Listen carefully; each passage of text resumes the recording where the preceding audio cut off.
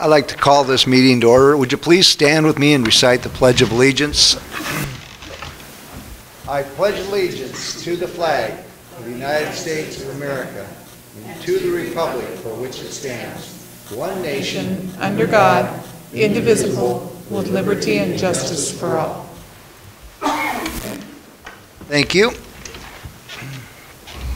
First item of business is that we're going to get a commission report from our Shelton-Timberland Regional Library, and our manager is going to give. Our library manager is Miss Patty. I'm going to get this name right.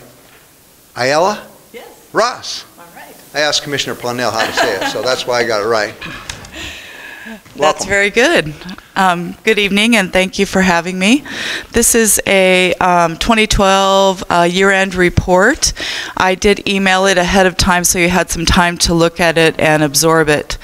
Trying to get my life organized this year, so hopefully you took a look at it. I won't read the whole thing, but I'll hit some of the highlights for you this evening. I did also give you a couple of additional pieces of paper. One is our current sort of drive that we have going on right now, which is our adult winter reading, and it's called Connect Your World. And what we do every winter is we have a little adult contest. Every summer we do the kids, and in the winter we do the adults. And for every 5 books you read, you get to turn in an entry form, which is this right here. And we have some prizes that we give away. Melanie Bacala of State Farm Bacala donated a Kindle, so that's one of the prizes. And Leslie Ann won our last Kindle, courtesy of Bacala State Farm. And for every first coupon you turn in, you get a coupon courtesy of Sage, 15% off a cup of coffee, or a free cup of coffee and 15% off a purchase. They've been doing that partnership with us ever since I've been there and longer. So, and of course, I'm always a proponent of Shop Local, and we do all of our book purchases through Sage, except our summer reading prize books, because we give away about 500 books, and we get those through Scholastic just because we couldn't afford them for $1 or $2 that we get through Scholastic. But other than that, we buy all of our books for prizes and everything, book groups, everything through Sage.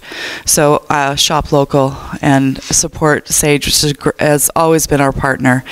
Which leads me to our other exciting news, which is that we've signed J.A. Jantz to come and speak at the library. She's coming on Valentine's Day, the 14th, at 1:30, which was her choice, not ours.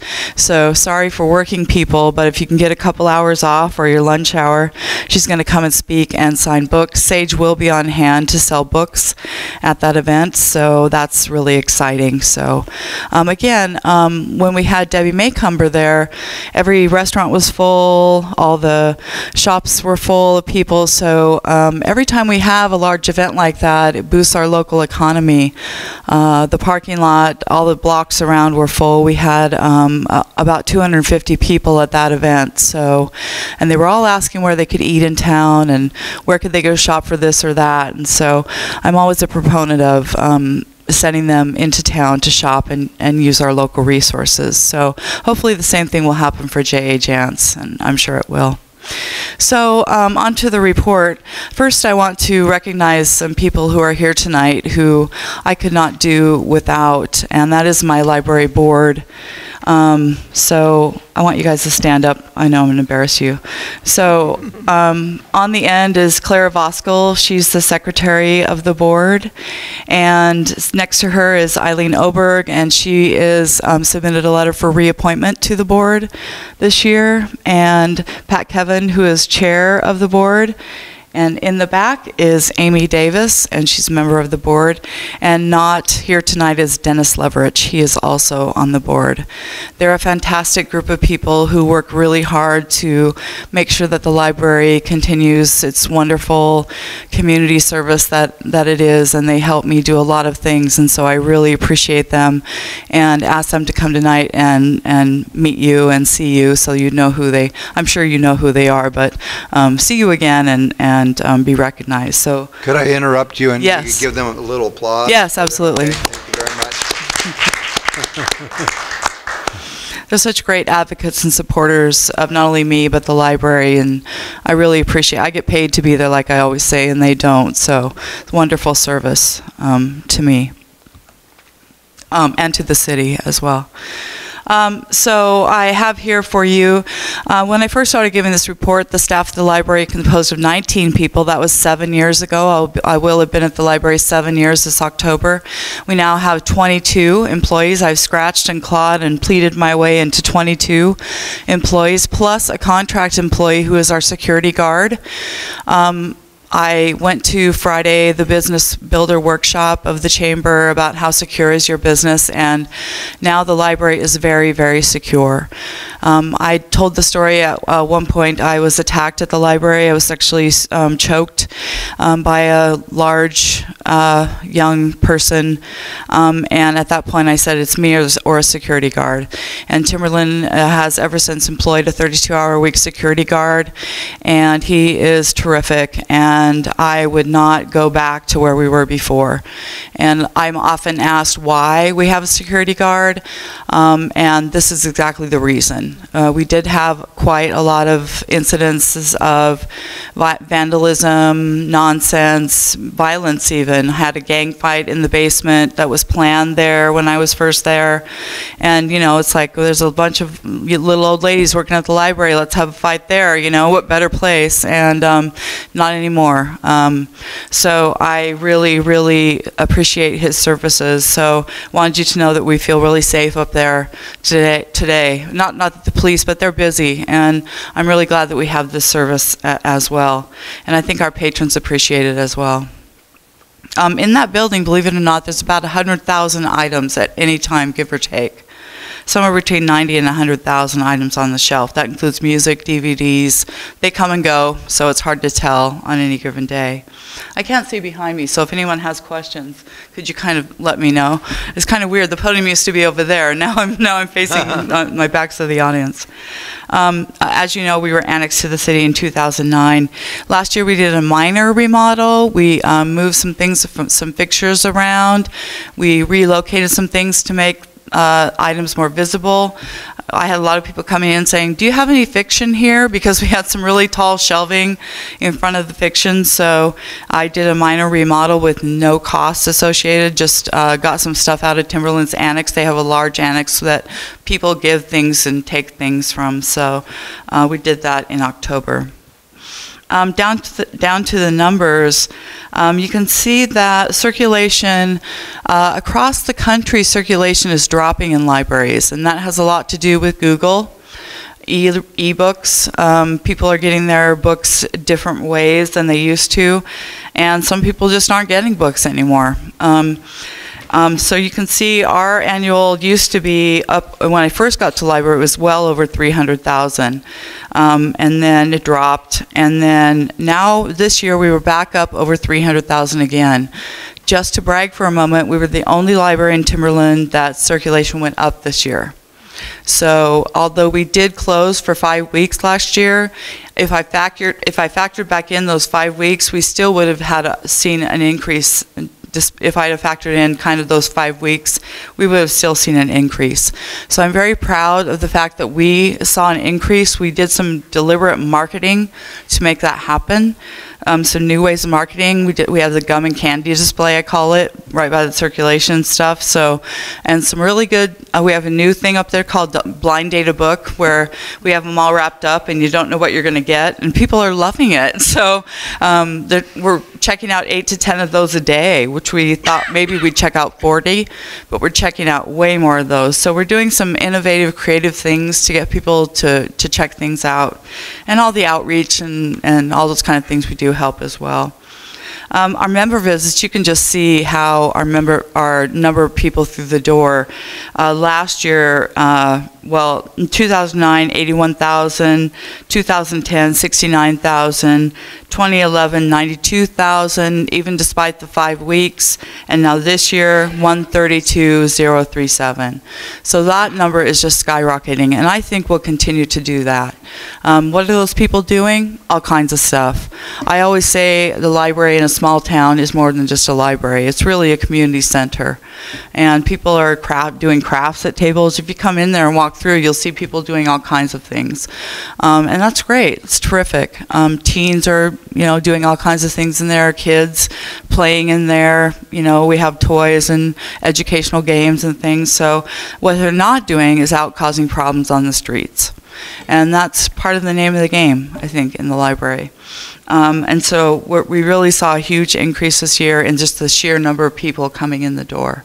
And hence the carpet needs cleaning. So registered patrons this year, 22,495. You can see I put here the Tumwater number. They only had 24,450. The population of Tumwater is almost exactly double the population of the size of Shelton. The city of Tumwater has about 18,000 people. We have just about 9,000, as you know. Thurston County has 262,000 people, and we have 60,000. If that gives you any perspective on how much our library is used and appreciated, it's a well-used place for the size of our community. Our internet PCs are used, we're going up on that. About 65% of the time they're in use. I have done some research, and according to some statistics I've found, about 47% of our county is high-speed internet is just not available. No matter if you're the richest person, it's just, you just can't get it. It's just not, the lines are not there. So internet access in a rural community is a really, really important service for people, and we can see it's going up. Did you say 47%? 47. Mm-hmm. Those are federal numbers. Wireless usage, we're still running third highest in the district for wireless usage. Again, that's because it's just not available. Just can't get it. I live on Harstein, for example, and they just ran wireless 1 mile south of the bridge about 2 years ago. Now that doesn't count people who can get satellite. There's no way to kind of figure out who has satellite internet. We had satellite for a long time. You can tell you can tell who has wired internet. We had satellite for a couple of years before that, but there's no way to track that yet. I'm sure someday there will be. And then we'll go down to our Facebook. We use our Facebook again for marketing, and we've done a lot of reading on how to use a Facebook, how to use social website effectively. One thing people don't want to read on Facebook is, today we have this going on, today we have this going on, today we have this going on. What they want to see is interesting articles, what's going on in the community. So we post things about community articles, things we see in the newspaper, things about libraries around the world, things about books, things about e-readers. So we're posting all kinds of different things. We don't get a lot of response, which is typical, but we have about 122,000 people, if you count friends of friends, if you know anything about Facebook, reading that marketing information. And it's growing all the time. And it's a free marketing place. It's a place to do marketing free and in a really dynamic, everyday way. And so we're really proud of the way we're using that. And Timberland is looking at our web page, our Facebook page, as one of the models for the district because of all the reading we've done in marketing. And when I look at marketing research, I don't read library marketing research. I read business marketing research because those people have to make money to survive. Right? Librarians didn't go to school to be marketers. So I'm interested in how businesses market. Okay, on the next page, e-readers. Last year, I asked the Friends to buy a set of e-readers that we could train our public and our staff on. Timberland didn't buy them, weren't going in that direction. I could see that they weren't going in that direction, and I could see that we needed to do that. And we have just exploded in that area. And like I said, 47%, remember, don't have high-speed access that I can tell right now. But we're only about 200 downloads away from Tumwater, again. So we had about 1,100 downloads, you can see here in December, 1177. In the same time period, if you look at this chart right here, that's going up, up, up, up, up, Tumwater had 1,300. So we're just barely behind them. And that has to do with us helping and having classes and having this set of e-readers that we can show people how to do it. We have one-on-one instruction classes you can sign up for, and we also do class instruction. We also have a thing called Pet and E-Reader. So if you're not sure which one you want, or if you're going to buy one, you're not sure which one suits your needs, you can just come in and take a look at them. Also, if you bring yours in, if they have time, they'll stop and help you out as well. A lot of libraries won't do that. They don't really want to take on the liability of touching your device, but we just kind of ask, hey, is it okay if we touch your device? And, and then we go from there. We do one-on-one laptop instruction as far as we can go. We can't know everything. So sometimes people think we know everything, but we can't. We have an iPad. We have a little MP3 player, so we try to help people in whatever capacity we can. Our product is called Overdrive, and you can download ebooks for free from our product.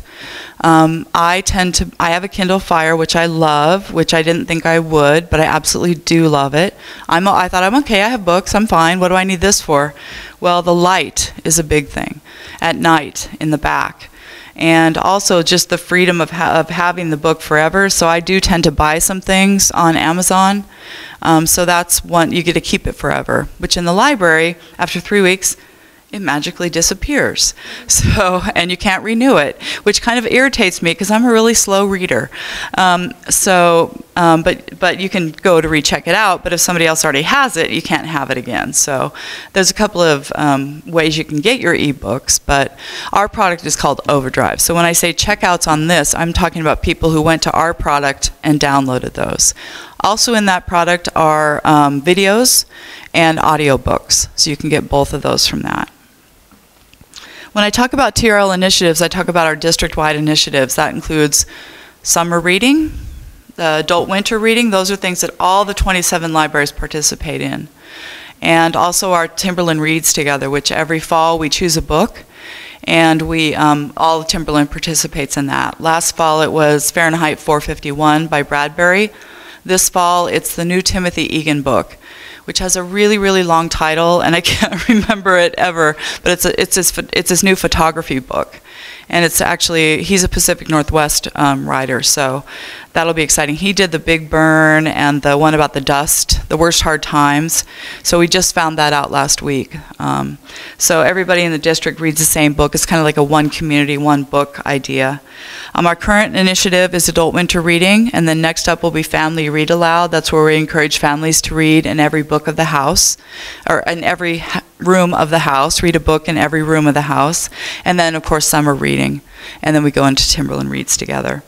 I love the statistic. We in Shelton are readers. We had the most number of books read last year in adult winter reading. We were 8 short of having the most number of participants in adult winter reading. We were 8 behind Lacey. So I need you guys to get your forms in. Come and turn them in. Get 5 books in and turn them in. That's astounding. I mean, the Olympia Library, they check out almost 1 million books a year. It was 833,000 this year, and Lacey checks out about 900,000 last year. So the fact that we read more books than they did in this contest tells me a lot about our citizens. Our citizens are readers.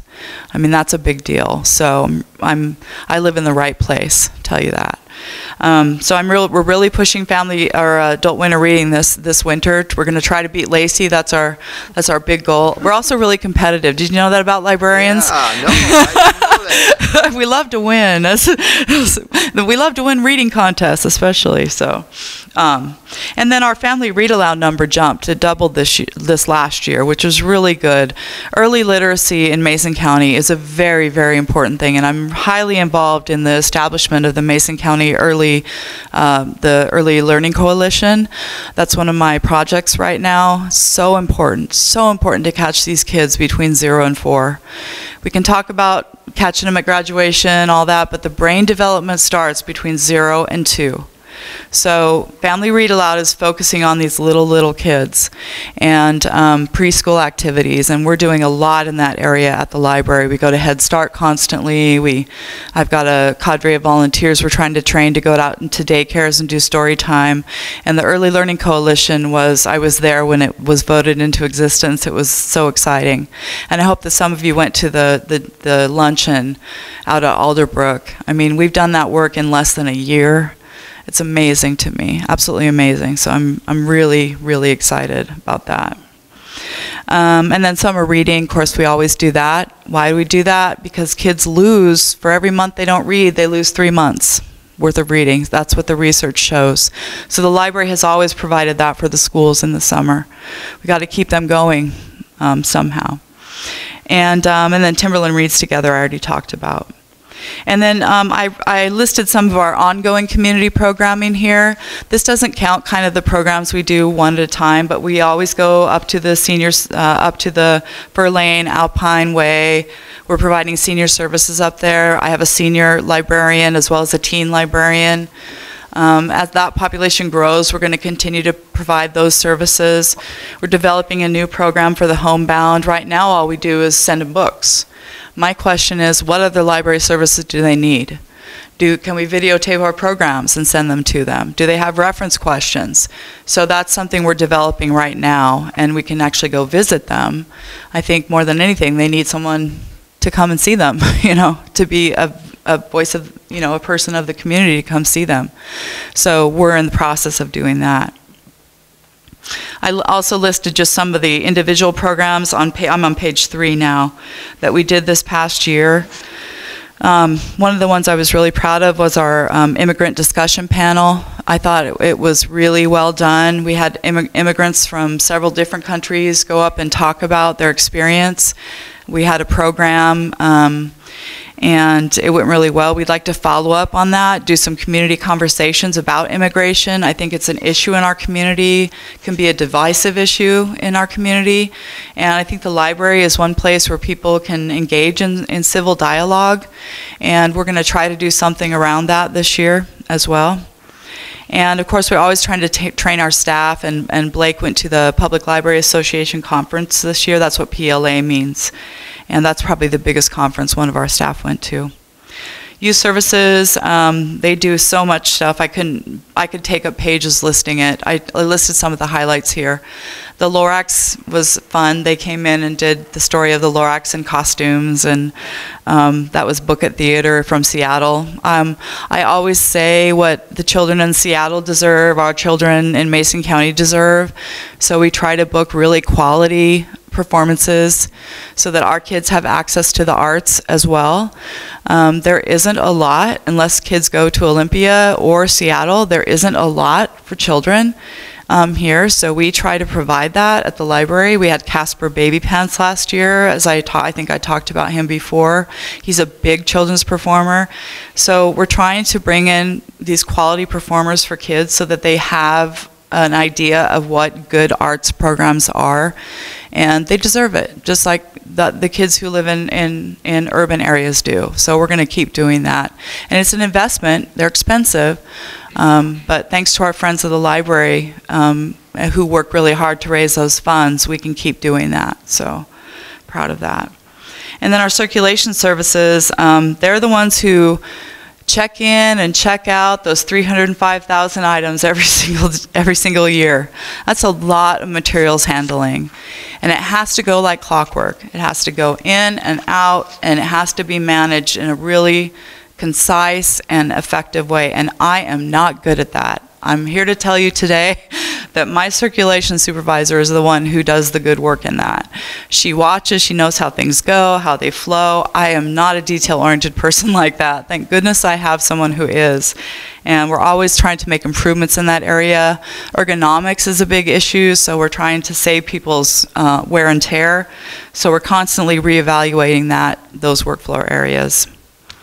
The Boards and Friends this year, we had a board retreat to talk about the future of the building and some things around that.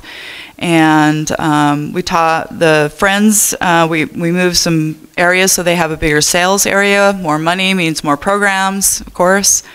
And we redid the brochures. We put the Facebook for them. There's a new president for the Friends, which is terrific. He's doing a great job. Last year, the Friends brought in $13,400, and they spent $13,700. So just a little bit in the red, which was okay. We partnered with Sound Learning for the first time. We did the Oyster Fest event. We're going to probably continue to seek out those kind of opportunities. And then we raffled the Kindle Fire, which Leslie Ann won. I pulled the ticket. I go, I know her. So she was really excited. And then I listed some of the things that I did last year. These came straight out of my performance evaluation. I thought maybe you'd be interested in what I do all day up there. Sounds like you do a lot to me. I mean, so. This is some of the highlights. And then and then the next page, page 4, under building projects, of course, we did the front walkway, which looks fantastic. We partnered on that, and Timberland paid for about half, and the city paid for about half of that, so that our couriers can come through the front door now instead of the back for ergonomic reasons as well. And then I talked about the mini remodel as well. We got 20 new chairs, which doesn't sound like a big deal, but the chairs are about $150 a piece, and I've been begging for them for 5 years, and I begged and begged and begged and begged, and finally Timberland broke down and got tired of me. So they're nice, and I got to replace some of the really old ones, so I was really excited about that. I reframed the Reed family, the original photos that we had of the Reed family, and they're hanging in the stairwell. And then I have the only known copy of an original photo of the building. I showed it to Patty Case, and she said, I don't even have that picture. So I made her a copy and had it framed for her office, but it's the original building as it's being built. And it's really neat because the plants aren't grown up yet, and it's from the opposite side of the street, you know, where the burnt down building kind of used to be. I think you guys demolished it already, and so you can see across the street from it, and none of the plants are grown up, so you can see the actual front of the building, and there's work things sitting out there. There's paint things, and so you can tell the building's almost done, but it's not completely done. So we had that framed, and I'll be hanging that in the second landing of the stairwell, and also kind of a bulleted history of the building. One thing I'm concerned about is kind of the next generation of people, including me, people my age, not knowing why it's named after the Reed family. That's kind of dying off as people age, so we need to kind of keep that alive, so people know how it came to be named after the Reeds. So I want to get that hung up this year. Could you tell me, just so I'll know? I mean, sure, you bet. Why? So the Irene S. Reed High School was on that, as you may or may not know. So the lintel outside was taken off the high school when it was demolished and put out there. So when they demolished the high school, the Reed family gave the property to the city with the caveat that a library be built on it. So at that time, the city was going to build a city library on it. So the city library was where the museum is now. And the city had decided that they wanted a one-story library, and the bottom was going to be city storage. In the middle of that process somewhere, which is kind of murky, and I'm not going to get into the fight of all of that, Timberland came in and said, hey, why don't you join Timberland? And it was voted on by the citizens, and the vote, sure enough, came out yes. And so Timberland had a branch up by the airport, that building that's for sale, kind of by the mini mart. I thought it'd be fun to buy it just for the heck of it for Timberland, but I don't know, I couldn't believe their library was in there, but that was Timberland South Mason Library, it was called. And so they closed that building, and then they brought the Timberland Library downtown, and they merged with the city of Shelton and became the Shelton Timberland Library. And so then they said, no, but we have to have it be 2 floors. And so in the middle of the project, they shifted gears, and instead of it being city storage, it became a 2-story library. And so as late as 2 years ago, when the city inspector, or the inspector from the state came in, he said, oh, I don't need to look downstairs, that's just storage. And I said, no, it's part of the library. So it's kind of a funny story. He still thought it was storage. So, and then Timberland loaned the city, was it $200,000? $200,000 to finish the rest of the building. And the Reeds contributed a lump sum of cash, which I think was $500,000. Not that much? 300,000? We'd have to look. But they donated land and a lump sum of money, and then Timberland made a loan for the rest, and the city just paid that off 3 years ago with no interest at all. Yeah, the 200,000. Right, 100,000 was forgiven at one point, and then it became Timberland Library. All right. Now I know. That's the story. And then in 2009, instead of being a contract city, it's now annexed into the district. So that's the story. But it has to stay a library, or the land reverts back to the Reeds. So and you can't do. I mean, I don't know what else you do with it at this point. But looks like a good place for a library. Yeah. And then looking ahead quickly, we have, my new project right now is in conjunction with the Chamber. I've been drug into the Taking Care of Business book group, so I'm doing the business-oriented book group. Any of you who know me know that I have a master's degree in English literature, so I read things like Madame Bovary, and I look for metaphors, and Catherine Kamen, bless her heart, came to me and said, please, please, please do a business book group with me. And I said, oh, okay. So I'm reading all these business book groups, which is good for me. Business books are good for me, and I've enjoyed reading some of them.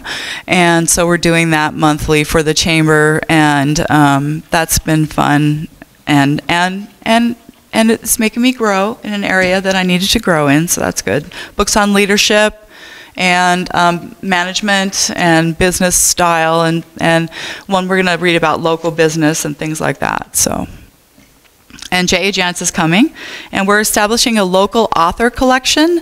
So we're going to start having, we have a lot of local published authors and nowhere to really put their stuff. So we're going to do that this year, and we're going to have a kind of a fair for them to establish the collection and show their work and things like that. And of course, family read aloud.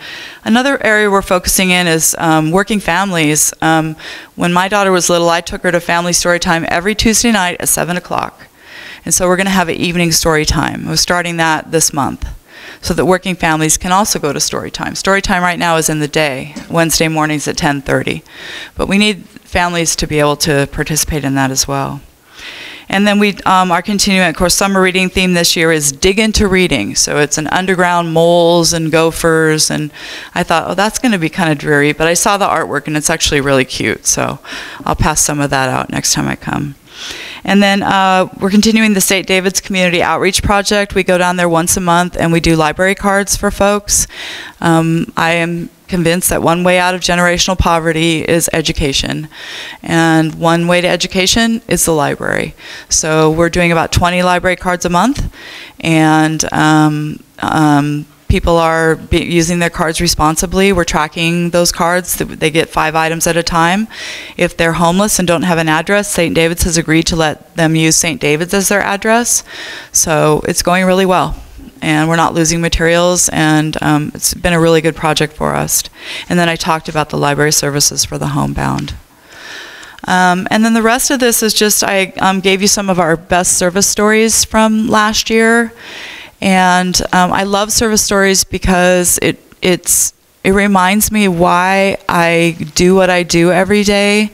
Sometimes, as you know, you get lost in the trees for the forest, or the forest for the trees in this case, and I stop and go, oh right, I'm affecting people's lives, and here's how we're doing it. And so I provided these for you so that you could take a look at how our citizens are using the library and how important it is to some of them. And I hope you enjoyed them as much as I did. So if you have any questions of me, I'm happy to take them. I will invite you to the board meetings at any time. You can stop in. Typically, they're on the 3rd Monday of the month, unless we have a holiday. Then we move them to the 2nd Monday of the month, and at 3:15. So our next one is next Monday, 3:15. And yeah, that's what I have tonight. I'll be back quarterly this year, I promise. Last year was kind of crazy, but I'll be here quarterly this year. Questions and comments? I'll just comment that it's very obvious from your report how important this asset is to the community, and, Yeah. and I think it's because of you and your staff and your board members that's keeping it alive and keeping it that way. It's a great thing. Doing a Thank good you. job. Yeah, the staff, I can't. I raised 2 kids, and they big advocates of the library, so Right. it's been important for ever since I've been here. Thank you. The staff is, I mean, I can't say enough about how terrific they are.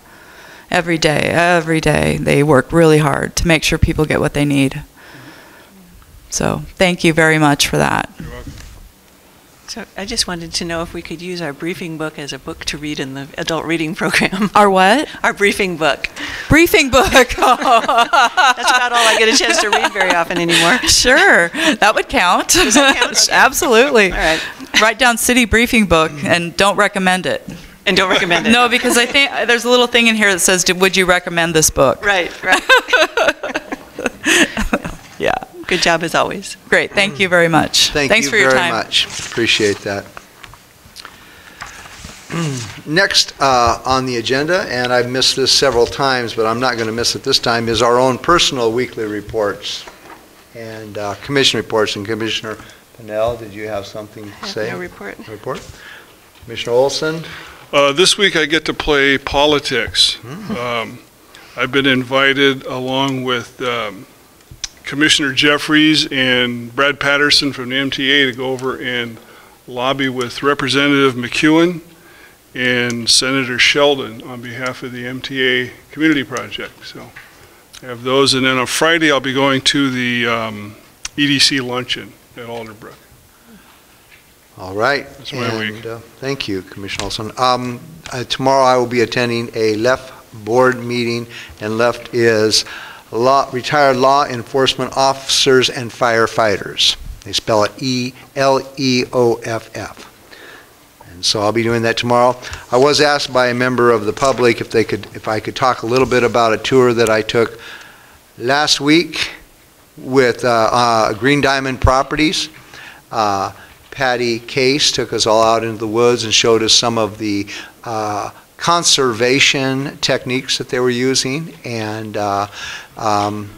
it was pretty evident that the Green Diamond Company is very concerned with doing their work in the woods right, with a lot of respect for the streams and wildlife and things like that out there. And she spoke for a long period of time about a lot of ways they went beyond what was even state required kinds of things, and they showed us different things that they did. And for one example would be like a logging road that comes down to a bridge that goes over a stream. They would go up and they would put like a rubber little, it was like old tires that they would, no, they were old conveyor belts, and they would cut the strips out and they put them across the gravel road to direct any mud that came down the gravel road into an area that was silt screened, so that the mud just didn't wash into the stream, and a lot of things like that. And it was pretty actually kind of exciting, and it was I'd done that with Patty actually probably about 15 or 20 years ago, as I had done something like that. But anyway, that was one of the things that she talked about. The other thing is that our safety record is phenomenal, and I believe, don't record this or whatever, no, I guess I'm live, right? Here's, to the best of my memory, their workmen, the loggers that actually cut the logs down with the chainsaws and work on the yarders and all that stuff, I think it's like in the past 5 years they've had 0 L&I claims or whatever. So I'm sure if the paper reporter checks all his facts, he'll figure me right or wrong. But supposedly it's a very low, I think it's 0 reports in like 5 years for the loggers that work in the field for Green Diamond. And, you know, I mean, that's pretty phenomenal for that kind of work. And so those are a couple of highlights from that tour. And so that is my commission report. And thank you very much. Next, we have an opportunity for the public general comment, a 3-minute period. If anybody would like to speak, we have a sign-in sheet, and if you please sign in, give your mailing address, and then come and speak for 3 minutes or less. We'd love to hear from the general public. Yes, Mr. Davis.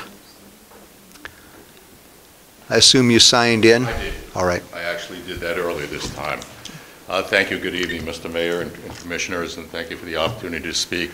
I'm going to speak on something that's entirely different, and that is actually gun responsibility. About 20 years ago, back in California, our garage was broken into, and we had several firearms there because I didn't want them in the house, and I thought that was the extent of my responsibility. They were stolen, and obviously they go to parts unknown. And what happens with them is chances are, a very good chance, they fall into hands that we're trying to keep from getting guns. So I got a little education that my responsibility doesn't end with myself and my family, it ends with society in general. I've just let a bunch of guns go out into the public, and I have no way of tracking them, never got them back. Recently, as I think I brought up at the city council meeting, a city county meeting, my tenant here in Shelton got broken into, and the first thing they went to is his firearms. And that is typical. Firearms are easy to get rid of. It's a quick dollar and so on. So there's, what I'm trying to get at here is that a lot of people, and there's been a lot of chest pounding about the Second Amendment, and I don't want to get into that particular issue, but we talk a lot about gun responsibility. But we don't talk about what makes a responsible gun owner. And part of what makes a responsible gun owner is the protection of the gun from the public, getting out to the public, not only to his family. I think that there might be some opportunity for this board to look into ways to see that that happens within the city limits. In my opinion, if you can afford a firearm, especially if you can afford an assault firearm, or those kind of things which are expensive, you can afford a gun safe to put it in. And I'm not so sure that you could do this legally. I'm sure there'll be a lot of whining and moaning and what have you, but it's better than having somebody injured or killed on the streets. And we read all the time, it's not uncommon for a child to get their hands on the gun and kill their sibling. It doesn't make any sense to me. It's such a wasteful, unnecessary loss of life. It serves nothing, and we seem to learn this lesson over and over again. And the consequences of learning it are just so catastrophic, as we've seen nationally. So I would ask you, as board, to start, just plant the seed in your head. Maybe you could talk to the chief and see if there's a way that we can require, if that's necessary, that people are not only liable for where their guns go, but that we get ahead of the curve and they actually have to lock them up somewhere. At least, and a lot of people have half a dozen guns. We don't need that many guns sitting outside in the household. I thank you. Thank you very much, Mr. Davis. We appreciate your comments and keeping your right to that. You have a built-in 3-minute clock almost. You do very well on that. The long version will be tomorrow at the county. Okay.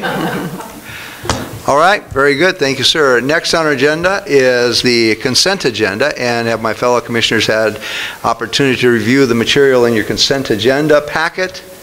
And it looks like we have concurred on that educational process. Could you please read the consent agenda, Leslie Ann? Consent agenda, vouchers numbered 80283 through 80343 in the amount of $64,252.78. Commission meeting minutes from business meeting of January 22nd, 2013, study session of January 28th, 2013. Shelton Historic Preservation Board appointment, Mr. Dave Salzer for a term ending 2015. 2013 budget modification, Civic Center HVAC. Authorize the city administrator to make necessary budget modifications. Is there a motion to approve the consent agenda as read? I move we approve the consent agenda. I'll second the motion. There's a motion and a second. Any further discussion? If not, all those in favor signify by saying aye. Aye. Opposed? The motion carries.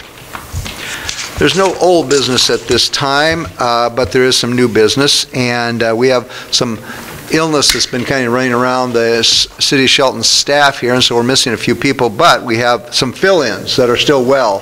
So what's going to happen is, under new business, we're going to be talking about the Fairmont Avenue water main replacement, and this was a briefing that our city engineer, Mike Michael, was going to talk about, but we have a candidate for that position. That's our new Public Works Director, Greg, and my mind just went right blank at that moment, but it's Greg Clark. Clark.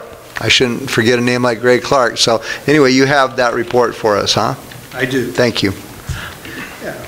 Good evening, Mayor and Commissioners. I try and keep this brief, but in short, this water main project came to our attention during the Basin 5 construction project that is determined that the particular line that we want to replace and change out is substandard. It was made of materials that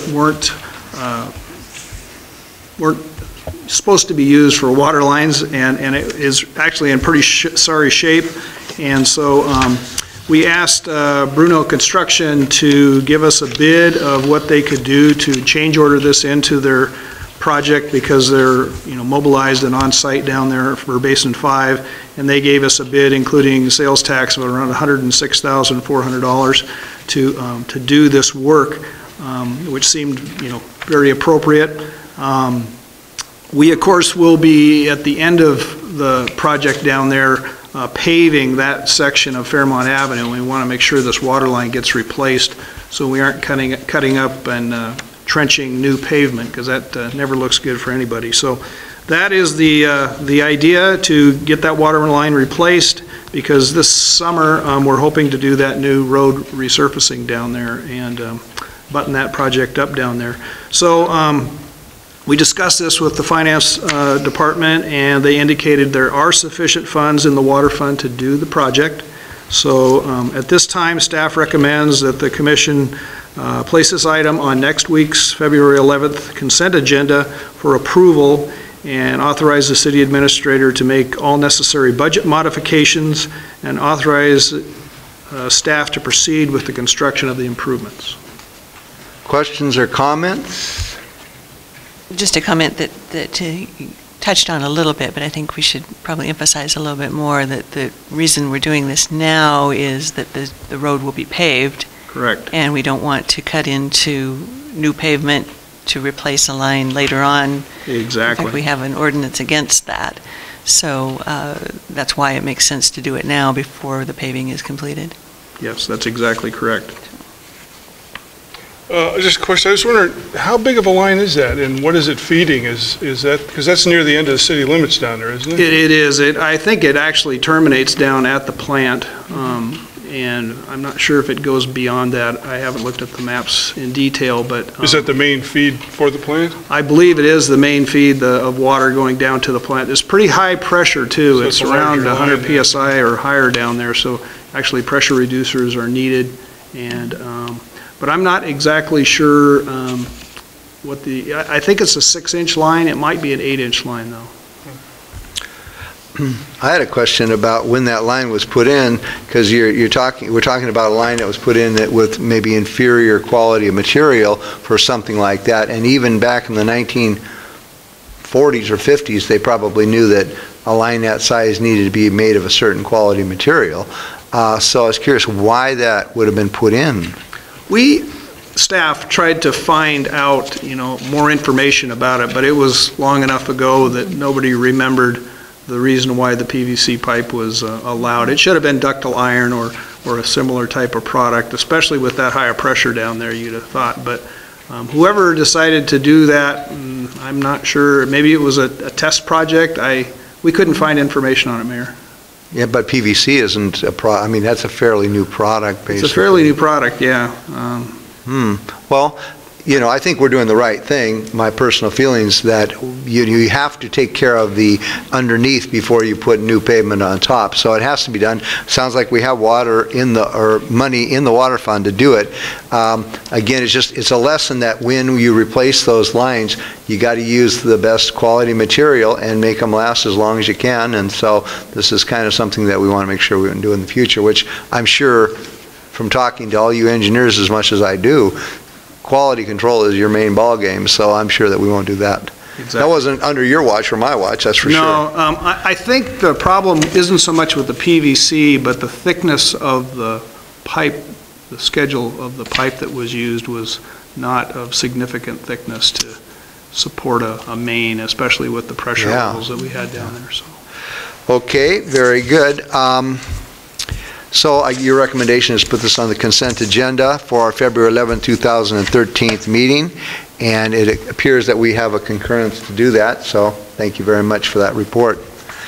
Next item of business is the wastewater treatment plant acceptance, and from my understanding, but I'll talk after you talk, because then you can explain what that's about. Again, this is our new Public Works Director, Mr. Greg Clark. There we go. Yes, the wastewater treatment plant rehabilitation project is complete, and we want to have it finally, the final acceptance done on this. The project, in short, the facility, the original plant was constructed in the late 70s, and it served its useful life, and of course EPA and others with increasing regulations, and rightfully so, for protection of the public health and making sure our Oakland Bay stays clean and there isn't a discharge of unsafe levels of material. They basically put us on notice that we needed to make a plant upgrade. So we did that. The hydraulic capacity of the plant was increased, but not a lot. It went from right around 4 million gallons a day to 4.4. But the real advantage of the new plant is it nearly doubled the plant's ability to remove the biological component of the waste, and so the water going to discharge is a lot less problematic, especially for the shellfish industry. The project was advertised in September of '09. We had 23 contractors bid on the project, and we selected Stellar J Corporation as the lowest and responsible bidder. A contract was executed in January of 2010, and on this particular project we received USDA RD funds to pay for the project, and we of course have to pay a lot of that back because it was a loan, but we were able to get that. And then the project was started in, like I say, '10, and it is just completed here this year and end of last year, and now we need to formally accept that. The engineer's estimate on the project originally was around $28 million, and the successful bidder bid it at $20 million, and there was a really good construction management on the job, because we only had 24 change orders, around $2 million in value, and that was like 8% increase over the original bid. But of that, the change orders for the amount of work and stuff that was attributed to overruns or unknown things at the particular plant was only $701,000, which is, was a $1,300,000, which is around 6.5% of the project cost, which is anything less than 10%, you're doing a darn good job. So I'm really proud of the crews and the inspection team that worked on that, along with the designers and everybody that worked to bring that thing home. So very good success story there.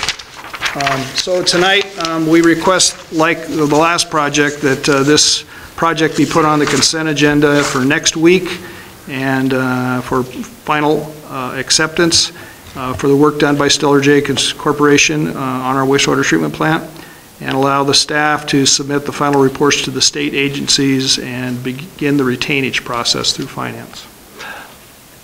Questions or comments from my commissioners? No, I'm pretty good with it. I've pretty much been hashed over the last couple of months where we're at with this, and I'm good with it. Just for public consumption, is the project isn't 100% done. There is a punch list of items, I think, that are still kind of left to be done. But this is, when are you going to close out a project? And this seems to be a very timely and convenient and proper time to close this project out for bookkeeping and everything involved. So is that a accurate representation, or This is just closing out the Stellar J piece of the project, which is the majority, the bulk of the project, but there, like you say, there's still some pieces left that probably will come later to close the complete project out. okay? There were several pieces of the project that we decided to not continue with the current contractor, but to pull those out and to now re-advertise for some other pieces. We'll be sharing with the commissioners what those items are and the value that they will bring to the plant. We also can continue to use the grant money to facilitate that construction pieces that are remaining. And so there's some real value that we'll share in the next few weeks, probably. Okay, then it is your recommendation we put this on the consent agenda for February 11th, 2013. It appears we agree upon that, so that would be, we would recommend, or we would follow that recommendation. Thank you very much. You bet. Next is an administration report. Our administrator is sick tonight, so are you going to give us an administrative report, dear Kathy Byerly? Okay.